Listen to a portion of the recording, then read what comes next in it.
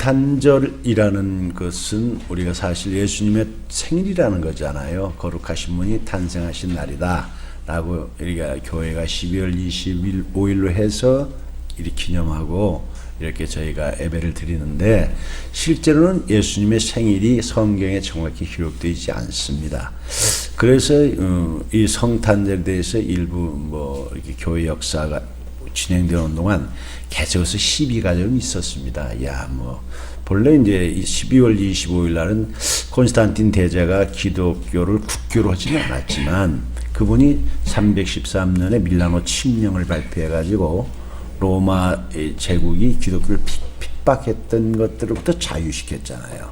종교의 자유를 선포한 거예요. 그래서 로마 제국이 다스리는 모든 영역 안에서의 기독교에서 핍박이 없고 종교의 자유를 선포했고, 오히려 기독교 중심으로 정치를 했어요. 그렇기 때문에 그분이 이제 그 당시 로마의 문화들이, 이방 문화들 가운데 이제 태양신을 섬기는 날이 25일 때 이렇게 했던 것을 가장 큰 행사 가운데 하나 아니겠나, 역사들이 이렇게 봐요.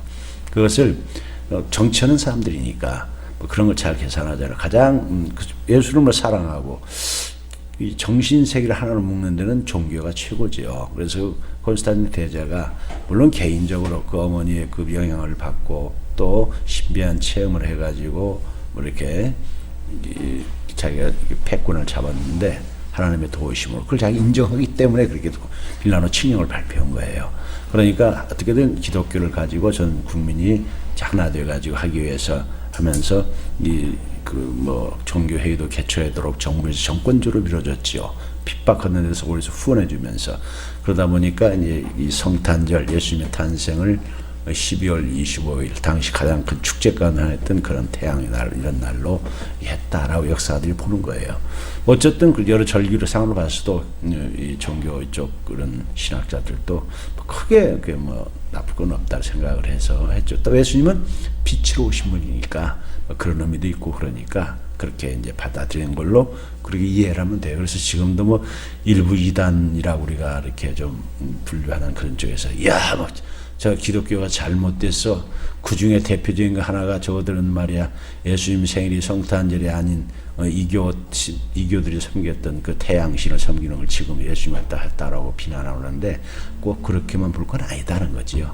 그러니까 문화적인 것을 동화시켜서 이렇게 했다는 것을 참고로 우리가 알면서 성탄을 우리가 이게 깊이 맞이해서 좀 예수님이 어떤 분이신가, 예수님이 왜 오셨는가, 이런 거에 대해서 좀 깊이 여러분들이 요한복음을 제가 한번 읽어보라고 제가 권유를 했으니까 다 읽으셨을 줄로 믿습니다.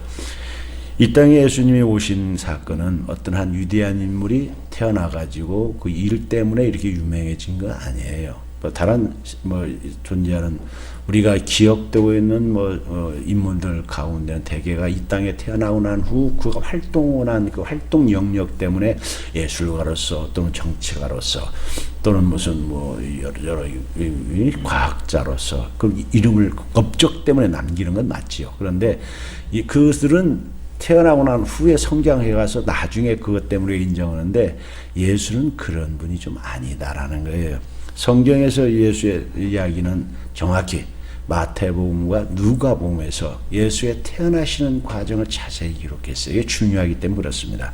오늘 우리가 읽는 건 마태복음 1장도 본래 신약 성경 가운데 가장 먼저 마태복음이 위치하고 있는 것에 대해서는 신약 성경 가운데 마태복음이 가장 먼저 씌워졌기 때문에 그러냐? 그건 아니다 이거예요.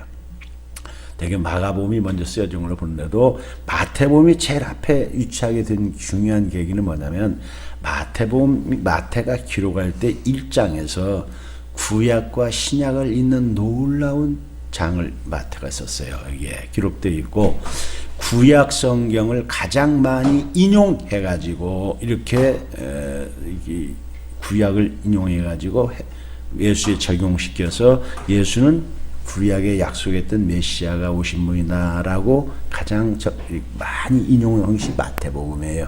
그러면 이 마태복음이 유대인들에게 주로 익혀지려고 하는 걸 처음 생각하고 썼는데, 자기가 쓸 때야 이게 성경이 되리라고 생각했겠습니까? 근데 주로 유대인들이 메시아를 인정하지 않으니까 예수님이 구약 성경에 약속했던 메시아다라는 것을 구약을 인용해서 가르쳐주기 위해서 쓴 성경이 마태예요. 그래서 구약을 성취한 예수의 모습을 여기 많이 이야기해서 그것이 더 참 우리에게 많은 영향을 주는 거예요. 그래서 앞에 있어요. 마태복음이 1장에서 그래서 마태는 예수를 소개할 때 뭐라고 소개하냐면 1장 1절에 뭐라고 되어 있어요? 아브라함과 다윗에 사신 예수 그리스도의 계보라.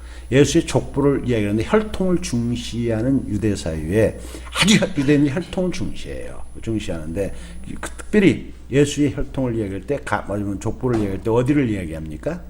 무엇을 얘기해? 유대인들의 믿음의 조상인 아브라함. 하나님께서 아브라함과 언약을 맺으시고 하나님께서 아브라함에게 너를 통해서 많은 백성을 내 축복해 주었다라고 창세기 12장에서 해주잖아요. 그 아브라함의 자손들 가운데 통해서 메시아가 올 것을 얘기를 하는데 구체적으로 오시는 메시아는 왕권을 가지고 하나님 나라의 왕으로서 이 땅에 오신다는 것을 또 하나 확인시켜 준 것이 이스라엘 역사 가운데 가장 위대한 왕으로 지금도 인정하는 왕이 다윗 왕이에요. 다윗 왕. 그 다윗 왕에게 사무엘하 7장에서 그걸 우리가 나단 신탁기로 나단을 통해서 하나님께서 다윗에게 전한 말이잖아요. 다윗이 하나님을 사랑해가지고 자기가 왕이 되고 난 후에 너무 감사하니까 하나님의 성전을 짓고 싶은 마음이 열정이 있을 때 그 지으려고 그랬어요. 하나님 너는 성전 짓는 용도가 아니다. 그러나 네 마음은 내가 받는다. 그리고 네 아들을 통해서 내 성전을 짓고 너는 아니다. 하면서 네가 그렇게 나를 사랑해 서는 마음을 내가 받고 네가 나를 위해서 집을 짓는 게 아니라 내가 너를 위해서 복을 주겠다 해서 하나님의 집 성전은 그 사람이 짓지는 않지만 다윗의 후손을 통해서 메시아가 올 것을 얘기하기 때문에 영원한 왕권을 주겠다는 말씀을 해서 사무엘하 7장 나단 신탁을 하잖아. 다윗 언약 그래요. 그래서 왕으로서 예수가 왕으로서 만왕의 왕으로서 오시는 그 중요한 것을 이야기하는 것이지요. 이 두 개가 매치되는 거예요. 그래서 이스라엘 백성은 아브라함 또 하나 다윗 하면 메시아 계통에서 바로 알려주는 거예요. 메시아.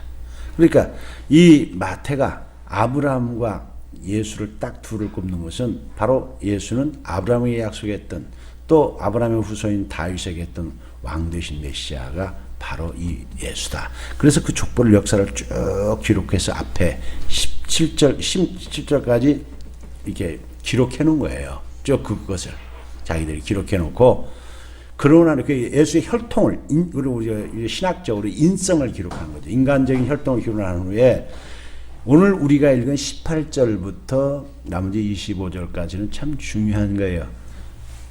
1절부터 18절까지는 역사적 성을 크게 포커스를 크게 전체 화면을 보여줬다면 제가 가끔 말씀을 드렸지 않습니까? 뭐 텔레비전 보면은 영화를 보거나 그렇잖아요. 크게 화면을 보여주기도 하다가 줌을 딱 줄여가지고 중요한 장면을 보여주는 것 같이 18절부터 25절까지는 예수가 태어날 때 그 상황 그 상황을 자세하게 보여주는 거예요. 그게 누구예요?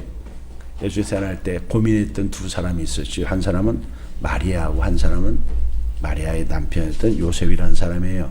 그래서 그 두 사람 주인공 예수가 이 땅에 올 때 직접적으로 태어난 가정의 구체적인 가정을 클로즈업 시켜서 우리에게 소개해 주는데 자세히 소개해 주죠.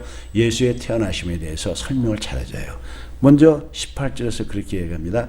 예수의 그리스도의 태어나심은 이러했다. 내 태어나심은 세상 사람들은 예수가 어쩌고저쩌고 얘기를 많이 하는데 예수님에 관한 얘기는 성경에 기록되어 있는 거예요. 성경 외에 다른 것들은 다 인간의 상상이고 잘못된 것들이 더 많지요. 성경에 의해서만 우리는 예수가 어떤 분인가, 무슨 말씀하셨는가, 어떤 행동하셨는가를 알 수 있는 거예요. 성경을 기록하게 한 것은 우리가 이 얘기잖아요. 사람이 한 것은 맞지만 그 사람이 기록한 것은 맞지만 그 사람으로 하여금 기록하게 한 것이 성령이에요. 이게 중요한 거예요. 여기서도 그걸 가르쳐줘요. 나실 때 이런 일이 있었다라는 거 구체적으로 어떤 일이 있었냐면은 먼저 마리아는 여기서 좀 예수가 이 땅에 있을 때 그 어머니 역할을 한 어머니 같은 분이 마리아잖아요. 그 마리아는 누가복음 1장에 보면 처녀라고 얘기가 나와요. 처녀 분명히 나와요. 처녀 마리아에게 천사가 그 처녀에게 임할 때 낮에 이렇게 눈에 현실적으로 성경은 분명히 뭐라고 그래 영적 세계가 있다는 걸 보여주죠. 우리가 눈에 안 보이지만 여기도 천사도 있고 마귀도 있다고 우리가 봐도 믿어도 되는 거예요. 다 있어요. 영적 세계 존재한다고 성경은 분명히 얘기를 해요. 그 영원한 세계, 하나님이 계시고 영원한 세계가 다 있다고. 그리고 이 땅에 되어지는 것들은 사람에 의해서 역사가 되는 것 같지만 아니다. 이미 성경에서는 하나님이 계획하신 범위 내에서 국가나 어디 개인이나 다 계획하신 구속의 역사 중심으로 역사가 진행되는 거예요. 성경 그걸 정확히. 그래서 우리가 제가 여러분들에게 늘 얘기하잖아요. 역사관이 분명해야 한다. 역사관이 그런 역사관이 거듭난 사람으로서는 그 역사관이 세상은 눈에 보이는 게 전부가 아니에요. 눈에 보이는 것은 뭐 일시적이고 정것이지만 영원한 것은 눈에 안 보이는데 영원한 성경에 써 있어요. 마리아가 잉태를 했는데 뭘로 잉태했다는 거예요? 여기 써 있잖아요. 요셉과 약혼했는데 요셉이라는 사람과 약혼했는데 요셉하고 동거하기 전에 이게 오늘날 뭐 속도 위반해가지고 났다 이게 아니고 요셉과 잠자리를 같이 한 적이 없는데 애가 된 거예요. 근데 그거는 누가복음에 나와 있잖아요. 누가복음에 천사가 임해가지고 마리아에게 얘기를 하잖아요. 네가 하나님께 은혜를 입었다. 무슨 은혜를요? 뭘 하시는데? 라고 마리아가 놀래가지고 물으니까 천사가 얘기해 주는 거죠. 나는 천사인데 하나님이 너를 통해서 큰 일을 하시는 메시아를 보내는. 그래서 자세히 해줘요. 네가 아들을 낳게 될 것이다. 깜짝 놀라지요. 내가 어떻게 아들을 낳아요? 그래서 누가복음에서 마리아가 분명히 얘기를 해요. 34절에서 나는 사내를 알지 못하는데 남자하고 알지 못한다는 것은 여기는 체험하지 않은 성적인 관계를 맺지 않았는데 약혼자 요셉이 있잖아요. 남자를 왜 몰라요? 다 커가지고 시크릿인데 남자 여자 모르고 이런 게 아니에요. 알지 못한다는 것은 성적인 교제가 없다. 야다라는 히브리어 동사를 이렇게 뭐 하자면 체험하지 않은, 겪어보지 않은 이런 말이에요. 직접 성관계를 맺지 않는데 어떻게 내가 임신할 수 있습니까? 이 말이에요, 그 말이에요. 그런데 그때 가르쳐줘요. 지극히 크신 이의 능력 성령 하나님이 너에게 임재하셔서 네가 아들을 낳게 된다. 근데 아들을 낳는데 그 아들은 어떤 분이다? 그 일장에서 소개하잖아요. 지극히 이 땅에 오셔서 하실 예수님의 그 하실 일을 설명해주고 네가 그에 선택돼서 그 일을 할 수 있는 그런 자리가 있다니까 마리아가 그 일을 받아들이는 거예요. 아멘하고 받아들여서 잉태했어요. 문제는 그런데 이 놀라운 일을 그 성령으로 잉태되는 것이 참 중요한 거예요. 이게 지금 우리 예수 믿는 우리와 예수를 안 믿는 사람과 차이는 바로 이거예요. 예수를 믿어도 자유주의 신학이라거나 진보나 일부에서도 이런 것들에 대해서 뭐라고 얘기하는 것은 잘못된 거예요. 성경이 말한 대로 믿는 거예요. 성경이 뭐라고 써요? 남녀 관계로 애가 태어난 예수는 우리가 독특히 다른 거예요. 남녀 관계에서 생긴 존재가 아니에요. 우리가 그 점에 완전히 달라요. 성령이 하나님이 사람이 되셨다라는 거예요. 사람이셨는데 마리아의 몸을 빌어서 우리가 찬송에서 많이 부르잖아요. 우리가 똑같은 10개월 동안 뱃속에서 똑같이 만들어졌는데 이게 그래서 인간으로서 가져야 할 성품 그대로를 다 가지고 계시면서 하나님으로서 성품을 다 가지고 계세요. 우리가 신학적인 용어로 예수의 있는 인성과 신성을 100% 완벽히 가지신 단 하나 유일하신 분이세요. 이게 신비라고 그러는 거예요. 이게 인간의 언어로 설명이 안 돼서 성경 그렇게 얘기를 해요. 자, 그렇게 됐어요. 그렇게 됐는데 마리아가 배가 불러오잖아요. 배가 불러오는데 남편한테 이 얘기를 했을까요? 안 했을까요? 그 요셉한테? 어떻게 생각하세요? 했을까요? 안 했을까요? 우리 서집사님 안 했다는 왜 안 했다고 생각하세요? 그대로 말씀해 보세요. 괜찮아. 우리 좋잖아요. 왜 말씀 안 했다고 생각하세요? 성경에 써 있어요. 얘기를 안 했어요. 어떻게 알아요? 요셉은 꿈에 천사가 나타났어요. 요셉이 그 때문에 사랑하는 정말 마리아를 사랑했는데 이 여인이 갑자기 배가 불러와. 뭐라고 얘기를 해야 되는데 얘기를 안 해. 근데 그 얘기 할 수 있냐 이거야. 얘기해서 믿을 수 있는 거냐 이거야. 제가 생각할 때는 야 마리아 좀 자기가 이렇게 됐으니까 당연히 그 자기 사랑하는 그 요셉한테 약혼자라서 자기야 자기 나 참 이런 일이 있었어. 그래서 너 엘리사벳 증인이 있잖아요. 내가 세례 요한의 어머니 엘리사벳 그 마리아하고 친척이라 써 있거든. 마리아 친척인데 증인이 있어. 내가 이래서 정말 성령께서 내가 앞으로 이렇게 애라 예수라 이름을 지어야 되고 말이 있잖아. 그리고 구세주야. 예수라는 이름 자체가 그 죄에서 구원할 자라는 이름이에요. 이 히브리의 뜻을 가지고 있는 이름이거든요. 그래서 이 여호수아라는 이름이 다 같은 말이에요. 예수와 여호수아라는 말이. 그래, 흔한 이름 중에 하나야. 그러니까 믿어, 알았지? 그러고 하나님 그런 일 할 거야 라고 얘기를 했으면 어땠을까?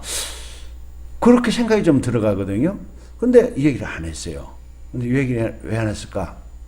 마리아라는 사람 생각에도 인간의 상식적으로 그렇게 믿어줄 수 있겠냐? 엘리사벳은 마리아하고 친척이지 요셉하고 친척은 아니잖아. 요셉이 얘가 짜고 치냐, 이게 나를 어찌 알고 이렇게 하냐, 혹시 그럴지도 모르고, 이게 지금도 성령으로 인터넷에는 이게 인간의 이성을 가지고 천사가 와서 내가 얘기했다. 이게 믿어지겠냐고요. 이게 일반적으로 믿어줄 수 있는 얘기냐고.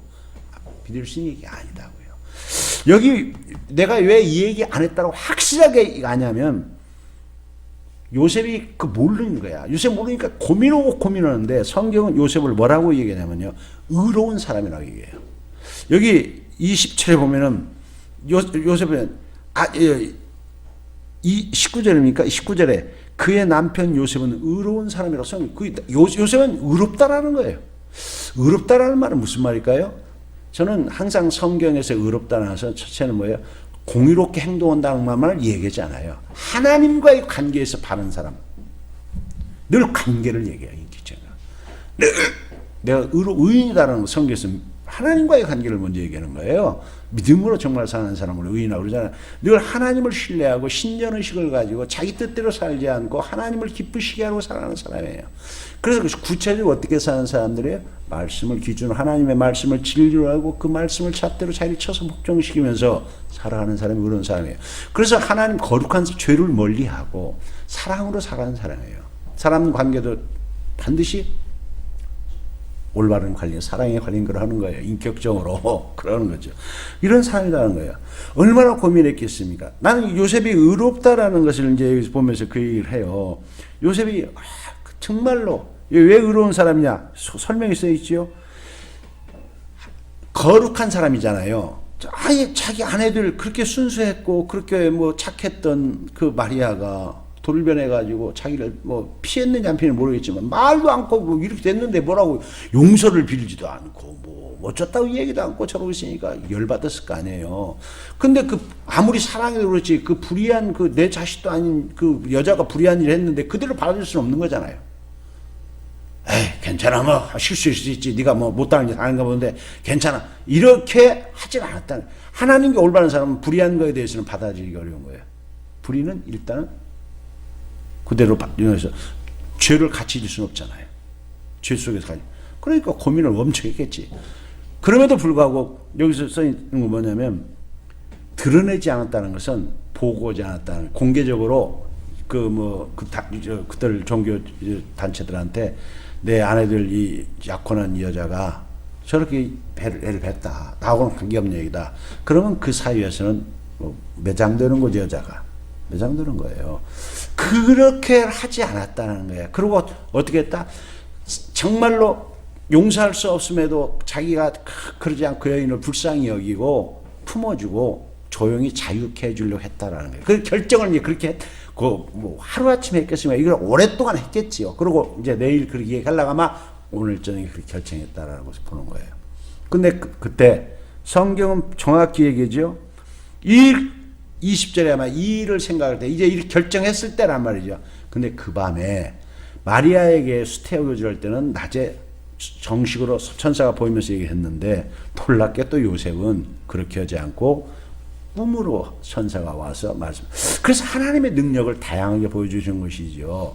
우리에게 눈에 보일 수도 있게 하시고 꿈속에서 우리를 인도하시고 계시할 수도 있는 하나님의 모든 영역에서 정신세계나 모든 영역까지도 하나님은 다스리시는 분. 성경에서 꿈은 하나님의 계시의 방편으로 구약에서도 많이 사용했지요. 요셉이라는 사람들 알자 다니엘도 알지 않았습니까? 그래서 꿈에 주의 사자라는 것은 천사가 나타났다. 그래서 여러분 천사의 존재, 꿈의 모든 영역 세계 다 성경은 있다라고 얘기를 하는 거예요. 오늘날로 꿈으로 하느냐? 그건 좀 조심을 해야지요. 계시가 이미 예수님을 통해서 완성됐어요. 이제 완전히 다 하나님 뜻이 완벽히 성경을 통해서 완벽히 계시가 완성된 거예요. 이제는 그런 것들이 와서 성경으로 검증을 해야 돼요. 꿈에 그 나타나가지고 이것을 요셉이 그대로 인정을 했어요. 인정해가지고 그때 말하잖아요. 천사가 이 얘기를 해주잖아요. 정확하게. 마리아가 이 얘기하지 못했던 것을 천사가 얘기해 주는 거예요. 그 이야기가 예수가 어떤 분이라 정확히 얘기해 주죠. 자, 봅니다. 20절에서 이렇게 얘기합니다. 다윗의 자손 요셉아. 예수님은 다윗의 자손 오신 분이에요. 그래서 요셉과 마리아만 본 게 아니라 남편 요셉이 다윗의 자손이기 때문에 본 거예요. 이게 같이 해준 거지요. 네가 다윗의 자손이지 않냐. 그래서 하나님이 다윗의 자손에 시작한다고 그랬지. 너도 선택된 거야. 다윗의 자손. 영광스러운 일이지. 마리아도 영광스럽지만 요셉도 영광스러운 거예요. 너한테 그래서 다른 것도 아니고 네가 다윗의 자손이 요셉이기 때문에 했다.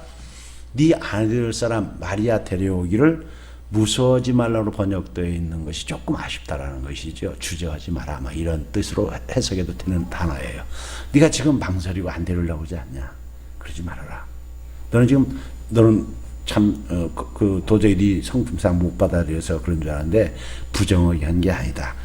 그게 잉태한 사건이 뭐냐? 성령으로 된 것이다. 라고 여기 설명을 해줘요. 마리아가 이 얘기 했다면 이거 할 얘기가 없죠. 마리아 말이 맞다. 이렇게 해야 맞지요. 그리고 우리가 성경을 해석할 때 정확하죠. 마리아가 이 얘기를 했었는데 내가 못 믿었다. 이렇게 썼어야 맞고 또 천사가 와서 얘기한다면 그 마리아 말이 맞으니까 그렇게 재확인한다. 이렇게 써야 하는데 안 그랬거든요. 그래서 마리아가 말을 안 했다고 할 수 있는 거예요. 인간은 언어로 해서 통하지 않을 수 있는 걸 말을 못했던 거지요. 하나님이 하시는 거지요. 미리 좀 요새 고민하기 전에 미리 얘기하면 얼마나 좋았냐 이거. 하나님 그런 때가 우리 신앙생활 참 많아요. 이게 참고로 우리가 고민하고 뭐 이제는 나 안 되는가 보다 이렇게 할 때가 많다고. 그러니까 여러분 인내가 신앙생활 인내가 참 중요한 거예요. 끝까지 막 믿음으로 포기하지 말고 우리가 끝까지 가야 되는 거예요. 그리고 들어가가지고 얘기해 주는 거예요. 그때 해주시는 거예요. 요셉아, 너는 네 아내가 잉태한 것은 성령 하나님의 하신 거에 설명하는 거예요. 그런데 또 설명을 해요. 아들을 낳았다. 이건 누가복음에 나와요. 아들을 낳으니 이름을 예수라라. 그 마리아한테 한 말이거든요. 그 마리아가 했으면 자기야 아들을 내가 낳을 거래. 아들을 낳으면 이름을 예수라고 하겠다. 그렇게 지어야 돼. 이렇게 했으면 이 소리 했겠어요? 안 했기 때문에 하는 거예요. 마리아가 안 했다고 보는 거지. 안 했으니 얘기하죠. 아들을 낳는다. 아들을 낳는데 뭐라고 이름을 지어라? 예수라고 지어라. 네가 이름 지으면 안 된다 이거지요. 그 이름을 짓는 건 누가 지어요? 그 본래 부모가 짓는 권한이 있는 거예요. 자기. 이 예수의 이름은 하나님이 지시는 거. 하나님의 소유라는 거. 네 소유가 아니고 네가 네 아들이 아니고 하나님의 아들이라는 거죠. 그래서 예수라고 지어야 돼. 딱 이름을 정해 주시는 거지요. 그런데 그 예수란 이름이 아까 뭐랬어요? 하나님은 여호와는 구원자시다는 뜻이에요. 메시아다는 뜻이에요. 근데 그가 왜 성령으로 잉태돼서 이 땅에 와서 어떤 일을 하러 오신 줄 아냐? 그 메시아가 하실 일을 얘기하는 거예요.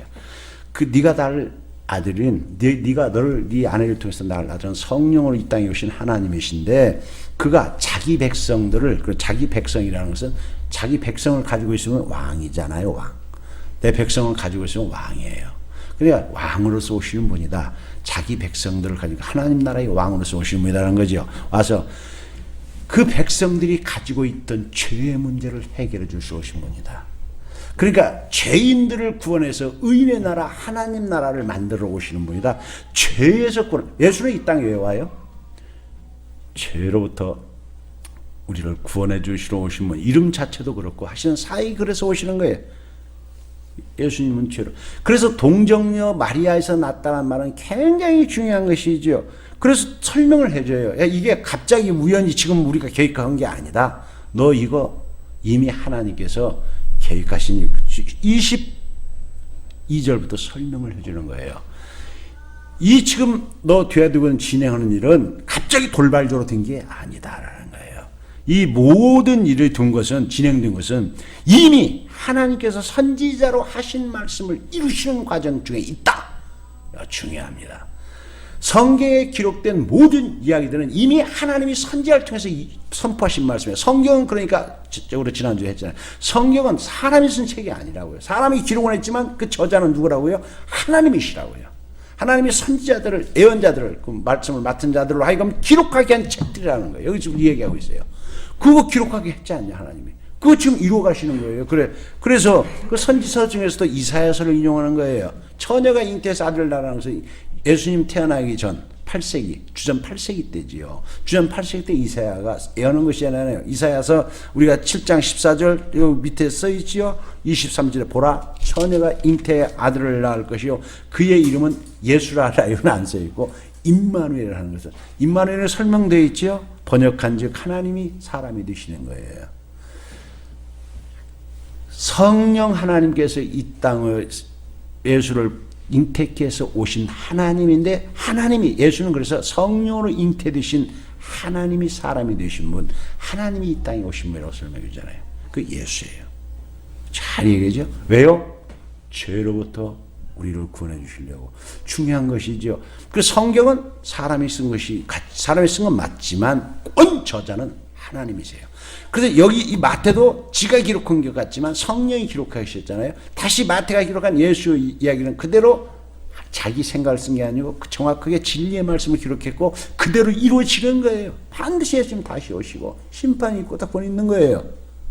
이걸 우리가 보면서 그걸 믿어요. 성경은 전적으로 성령께서 기록하신 하나님의 말씀이에요. 그래서 이 말씀은 반드시 이 모든 일은 반드시 이루어지는 거예요. 1.1억도 변하지 않고. 그게 중요하죠. 자, 왜 예수님께서 근데 그런 성령님께서 하나님이 사람이 돼서 오셔야 돼? 이게 이제 중요하잖아요. 성경에서 말하는 죄라는 것은, 성경에서 말하는 죄라는 걸 제가 자주 말씀드리잖아요. 윤리적인 죄를 먼저 말하는 게 아니라고. 사람과의 관계에서 잘못되었던 것을 말하는 게 아니고, 죄라는 말은 뭐 우리 하말티아라는 말 원어가 얘기했듯이 관역을 향해서 화살을 쏘았는데 빗나간 상태를 위해 하말티아라는 건데, 원뜻이 그렇다는 거죠. 하나님과의 관계에서 잘못된 것을 말하는 거예요. 하나님의 뜻을 어기는 것, 또 불순종하는 것, 이런 것이지요. 또 자기가 지나친 것. 그래서 이게 어디에서 비롯된 거냐면은 창세기 2장을 지금 이야기하는 것이죠. 죄의 시작이 얘기하는 것이죠. 죄의 시작. 창세기 2장에서 하나님께서 선악과의 과정을 말씀하신 것이 하나님의 주권에 대한 얘기거든요. 네가 타치하지 말아라.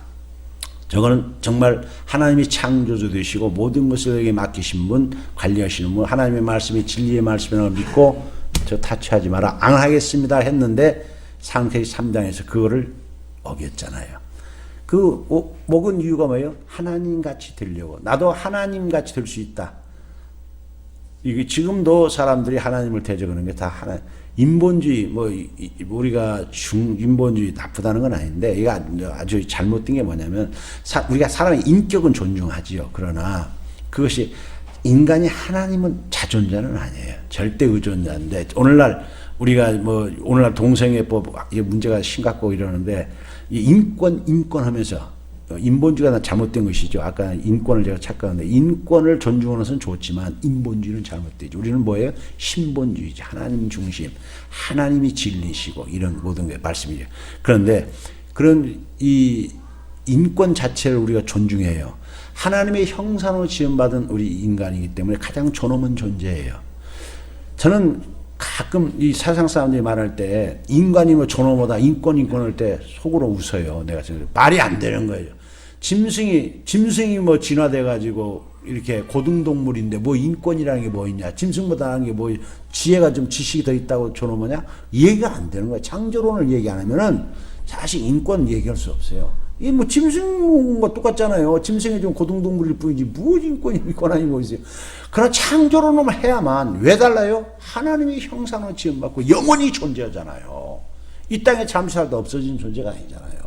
영원히 존재하고 신천신이 존재하고 이런 존재이기 때문에 인간은 존엄한 거예요. 육체도 소중한 것이고 이런 것인데, 어쨌든 죄의 문제는 성경에서 말하는 거예요. 아담이 지은 하나님과의 관계에서 지은 잘못된 관계를 말해요. 그 죄로 말미암아 하나님과의 관계가 어긋나서 죽음이라는 것이 왔죠. 분리죠, 분리. 그래서 이 문제를 해결하기 위해서는 사람이 지은 죄이기 때문에 사람으로 해결해야 되는데, 아담과 하와에서 태어난 모든 자손 죄를 원죄라고 그래요. 원죄. 그걸 원죄를 우리가 다 가지고 태어나는 거예요. 성경에서 말하는 다 죄다 죄는 죄 지었기 때문에 죄를 우리가 죄인하는 게 아니고, 아담이 지은 죄를 가지고 태어났기 때문에 죄인이라는 거예요. 이 얘기가 이해를 분명히 해야 되는 거예요. 내가 죄를 지었기 때문에 죄인이 아니에요. 이게 적절한 비유인지 몰라도, 우리가 독사는 왜 독사라고 그래요? 물어서 독이 나와야 독사예요? 독을 가지고 태어났기 때문에 안 물어도 독사잖아요. 독사는 왜 독사예요? 그 독을 안 물어서 남의 독을 안 끼쳐도 그 독을 가지고 있어요. 그 독사예요. 그렇지. 인간이 왜 죄인이라나? 죄를 가지고, 아담이 지은 죄를 다 가지고 태어나는 거예요. 그래서 하나님과 분리되어 있고 영적인 세계를 모르고, 죄가 죄인 줄을 모르고 하나님을 덤비고 그러잖아요. 그 죄 때문에 우리가 이제 어떻게 인간적인 죄, 우리가 말하면 자범죄, 내가 짓는 죄, 거짓말, 그 살인, 여러 가지 도적질, 미움, 이런 거. 그 죄에 대한 규범을 우리는 뭘로 봐요? 성경 율법으로 보는 거예요. 말씀을 가지고 하지 말라고 하는 거, 하라는 거, 하는 거, 사랑의 원리, 거룩의 원리를 어기는 거. 이것들을 예수님이 오셔서 가르쳐 주시고 해결해 주셔서 이걸 해결해 주신 거예요. 그래서 이 죄 아래서 그 고통 가운데서 죽음이 뭔지도 모르고, 죽음 이후 세계도 모르고, 이 땅에서 참된 인간다운 삶이 뭔지도 모르고 살아가는, 돈이나 섹스나 명예나 권력, 이것이 단조하고 이 땅에 존재하는 것이 단조하고, 그 헛된 것들을 아주 못 쓴다는 건 아니지만 잠시 있는 것들이 영원한 것인 줄 알고 그것 잡으려고 몸부림치면서 수단과 방법을 가리지 않고 사는 잘못된 사람들을 성경에 있겠죠. 그래서 저는 하나님의 말씀, 예수가 오셔서 그 참된 진리를 알려주시잖아요. 인간은 인간됨. 우리 인간은 하나님의 형상으로 지음받은 거룩한 존재고, 참된 삶의 가치는 어디에 있어요? 우리가 하나님의 말씀 진리 안에 살 때 모든 그 잘못된 것들로부터 자유함을 얻는 거예요. 명예, 이성, 권력 모든 것에서도 하나님의 다스리심 속에서 의지하고 은혜로 사는 것임을 알고 거룩한 삶을 살 수 있는 것이지요. 그래서 요한복음 8장에 유명한 말씀 아닙니까? 진리를 알지니 진리가 너희를 자유케 하리라. 그런 성경의 말, 예수님의 말씀에 진리할 때 생명의 놀라운 신비를 알고 내 자체의 본질을 알고 의로운 삶, 하나님과 올바른 관계를 갖고 사랑과 올바른 관계를 가질 수 있는, 그 올바른 관계는 뭐예요? 죄를 멀리하고 사랑으로 섬김으로 살아가는 놀라운 삶을 성령 뜻을 주시는 거잖아요. 예수님이 그 일하러 오셨고 그 일 해주셨어요. 그리고 이제 성령을 보내, 예수님이 십자가에 그냥 해주셨나요? 십자가에서 죽으심으로, 우리의 죄값을 치러주심으로, 우리의 죄값을 그분이 갚아주시면, 그래서 예수가 안 죽어주셨으면, 십자가에서 안 죽어주셨으면 우리가 관계가 없어요. 오신 것도 중요하지만 더 중요한 것은 이걸 가르쳐 주시고, 그리고 십자가에서 우리를 위해서 죽어주시고 성령을 보내셔가지고 우리가 그것을 혜택을 받을 수 있도록 새 생명을 주시고 새로운 힘으로 살아갈 수 있도록 해주신 놀라운 세계, 하나님 나라를 우리에게 주셨기 때문에 그분이 그 하늘 보좌의 영광을 버리고 이 일을 하러 딱 누가복음에 보면은 가장 낮은 말구에로 오셔서 천한대 천한대로 오셔서 이 일을 행하셨잖아요. 아기로에서 오신 예수님이 낮은 자리에 오셨을 때 그 모든 고난과 우리는 아기에 오신 것만 기뻐하고 감사하고 하긴 하지만, 그러나 오신 예수는 무엇으로 오셔서 죄를 해결해 주셨기 때문에 그 죄의 모든 저주로부터 우리를 풀어주시기 위해서 그렇게 오신, 인간은 연약한 인간으로 오셔서 그 모든 것을 감당하러 오신 예수님의 아기 예수의 모습을 다시 다른 각도로 십자가를 놓고 보니까 뭉클하더라고요. 저도 뭉클한데, 예수님이 어쨌든 여기 오신 것은, 동정녀 마리아에서 태어나신 것은 어떤 거예요? 우리 얘기잖아요. 우연히 어쩌다 생긴 것이 아니고 이미 구약성경 창세기 3장 15절 하나님이 여자의 후손으로 보내주겠다고 해서 보내주신, 그래서 이사야 선지자라든가 또 미가서 5장 절의 베들레헴이라든가 장소와 그분은 이사야서 53장에서 어떻게 죽으실 것까지 정확히 다 하나님이 말씀하신 그대로 여기 써 있잖아요. 이 모든 일이 된 것은 주께서 선지자로 하신 말씀대로 오신 거예요. 그래서 그 하신 대로 그 죄를 이사야서나 미가서 이언대로 다 이루시고 다시 성령을 보내시고 교회를 세우시고 다시 오시겠다고 약속하신 대로 반드시 이루어지는 거예요. 그래서 우리가 성경을 볼 때 성경은 하나님이 계획하신 것들을 알려주시고 예수님을 중심으로 하신 구속의 역사는 반드시 100% 이루어지는 거예요. 그래서 오늘 우리가 성탄절을 맞이해서 우리가 정말로 죄사함 받은 기쁨, 죄를 알고 새 생명을 얻기 위해서 오신 하나님의 사랑, 예수의 사랑을 깊이 생각하고 우리가 좀 결단해야지요. 요셉과 같이 요셉의 한 모습을 한번 보아야 돼요. 올 때 헌신이 있었죠. 요셉이 의로운 사람이라는 것을 보면 뭘 여기서 찾아주지만 요셉의 의로운 점은요, 거룩함과 사랑을 함께 가지고 있어요. 참 인자와 진리를 함께 가지고 있죠. 그래서 부정한 여인을 그냥 용서하지 할 수는 없지만 그렇다고 그냥 감정적으로 대놓고 모멸을 시키고 파멸시키는 데 하지 않고 품어주는 그런 사랑도 가지고 있던 그런 모습을 우리가 보여주고, 참 또 하나 중요한 것은 하나님께서 하시는 모든 말씀을 믿음으로 수납하는 거예요. 100% 천사가 한 말을 다 받아들여요. 그래서 요셉은 너 천사가 마리아를 그대로 데리고 오라고 그랬잖아요. 데려오라니까 이 천사가 가고 난 후에 24절에 보면은 요셉이 잠에서 깨어 일어나자마자 가장 먼저 한 게 뭐예요? 주의 사자의 분부대로. 이게 우리가 늘 깨달으면 알면 행해야 된다는 거죠. 아, 그러면 좋다는데 이게 아니고 행동이 따라야죠. 그래서 늘 기도해야 되는 거예요. 그 분부대로 깨어 행한 행동이 중요해요. 그래서 마리아를 바로 데리고 오는 거예요. 그동안 데리고 왔을 때 어떻게 했을 것 같아요? 위로했겠죠. 너 얼마나 고생했나. 이제 나한테 말 못하고 얼마나. 마리아나 요셉의 인내라든가 이건 믿음이라든가 이건 뭐 기본적으로 우리가 알아줘야 돼요. 그 끝까지 인내하고 요셉을 군대에 그 아내를 데려왔으나 써있죠. 아들을 낳기까지 어떻게 해요? 동침하지 않았다. 정말 거룩한 예수님이 되기 때문에 인간적인 생각으로 전혀 하지 않고 거룩한 삶을 살았다라는 거예요. 마지막으로 어땠다는 거예요? 아들을 낳았을 때 그 이름을 지가 안 짓고 하라는 대로 예수라고 100% 순종했다. 이런 모습도 하나님의 나라를 이루어가는데 하나님께서는 우리 인간들을 도구로 사용하십니다. 그래서 영광을 받으십니다. 예수 탄생을 기념하는 이 시점에서 우리도 이 요셉의 이런 모습들, 우리도 하나님과의 올바른 관계를 맺고, 하나님과 올바른 관계 맺는 것은 말씀대로 순종하는 거예요. 요셉같이 하나님 말씀대로 내 어떤 연약한 것들을 믿음으로 하지 않은 모든 걸 내려놓고, 내 생각을 내려놓고 오직 말씀으로 새롭게 가치관을 정립해서 하나님이 나를 통해서 우리를 통해서 이루고자 하는 그 뜻을 이루어드리는 그러한 복된 생이 되시기를 예수님의 이름으로 축복합니다.